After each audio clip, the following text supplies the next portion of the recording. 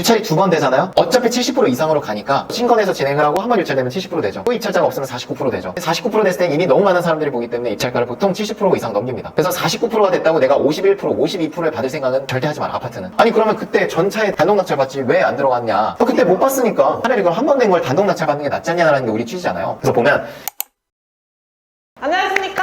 안녕하세요. 자, 오늘 주제는 말이죠. 네. 1회 유찰 아파트를 주목해라. 로또 경매가 쏟아진다. 예전에 감정가가 시세 대비해서 높았을 때는 한 번 떨어져도 의미가 없어요. 한 번 떨어져야 그나마 지금 시세랑 비슷했단 말이죠. 근데 이게 시간이 지나면서 감정가도 같이 밀려서 감정가가 보통 6개월 전이거든요. 근데 지금 시점에서 6개월 전이면 하락장의 끝 무렵이에요. 그렇다 보니까 떨어진 가격에 감정이 잡히니까 유찰이 돼서 가격이 떨어지면 이제는 매력이 있는 거죠. 한 번만 떨어져도. 근데 사람들의 생각은 여전히 아파트 한 번 떨어져서 매력 없다라는 편견이 있기 때문에 많이들 안 본다는 거죠. 7억 7,700의 감정가가 잡힌 게 약간 저층 기준으로 전세 껴있는 물건이 7억 1,000이에요. 공실 물건으로 치면 7억 중반 정도는 될 것 같습니다. 그게 지금 감정가가 7억 7,700이니까 별로 차이가 없죠. 그렇기 때문에 한 번 유찰이 돼도 사실 6억 2천이 되기 때문에 매력이 있는 거예요. 감정가가 더 높았으면은 한 번 유찰이 된 게 뭐 6억 후반 이렇게 되면은 사실 좀 입찰하기가 애매하죠. 금매로는 7억 초반에 나와 있긴 하지만 7억짜리를 6억 후반에 들어가는 건 사실 차익이 그렇게 크진 않아요. 여러 가지 비용들도 나가고 그런 거를 이제 말씀을 드렸던 거고, 취득세 중과나 이런 부분이 있기 때문에 이런 물건의 입찰을 보는 사람들도 다주택자들은 일단 못 보고요. 이미 뭐 경매로 받은 사람들은 그걸 정리를 해야 되니까 또 들어오진 않을 테고, 저는 여기에 플러스 알파를 더 드리고 싶어요. 뭐냐면 같은 날에 진행하는 물건 중에 A급 아파트를 보지 말고 좀 B급, C급을 보면 좋겠어요. 왜냐하면 그 사람들도 똑같이 생각해요. 사람들이 많이 없으니까 좋은 물건을 해도 내가 받을 수 있겠지? 한 번 유찰됐으니까 많이 안 들어오겠지라고 생각을 하면서 A급에는 몰린다는 거죠. 제가 예를 하나 들어볼게요. 안산지법에서 있었던 경매 물건들을 볼 텐데 두 가지 레슨이 있습니다. 첫 번째 레슨은 유찰이 2번 되잖아요. 어차피 70% 이상으로 가니까 신건에서 진행을 하고 한 번 유찰되면 70% 되죠. 또 입찰자가 없으면 49% 되죠. 49% 됐을 땐 이미 너무 많은 사람들이 보기 때문에 입찰가를 보통 70% 이상 넘깁니다. 그래서 49%가 됐다고 내가 51%, 52%에 받을 생각은 절대 하지 마라. 아파트는 70% 넘길 생각을 해라. 아니 그러면 그때 전차에 단독 낙찰 받지 왜 안 들어갔냐? 그때 못 봤으니까. 똑같아요. 다 못 봤으니까. 근데 조사를 해보니까 70% 넘겨도 매력이 있다면 70% 넘길 걸 입찰하라는 거예요. 결과는 그렇게 나올 거니까. 근데 우리가 얘기했던 건 차라리 그럼 한 번 된 걸 단독 낙찰 받는 게 낫지 않냐라는 게 우리 취지잖아요. 그래서 보면 이날에 있었던 경매에 매력 있는 아파트가 5개가 있었는데 유찰 2번 된 거는 이제 21명 들어온 거, 2번 떨어졌으니까 많이 보기 때문에 많이 들어올 수밖에 없어요. 근데 여기 첫 번째 나와 있는 한라 비발디 캠퍼스, 요게 요 날에 입찰했던 한 번 유찰된 거 중에 A급 아파트였어요. 16명 들어왔고요. 거의 동급의 아파트, 여기는 연식은 좀 있습니다. 보네르 빌리지 아파트인데 여기는 입지가 A급입니다. 학군이라든지 안산에서 가장 집값이 비싸다는 중앙역의 도보로 10분 거리 내에 있는 단지입니다. 좀 롯데백화점도 있고 롯데 프라자, 그리고 아래쪽에는 학군, 학교 옆에는 공원도 있고요. 위쪽에 중학교, 좌측에 초등학교 다 있어요. 옆으로는 안산천도 흐르고 있고,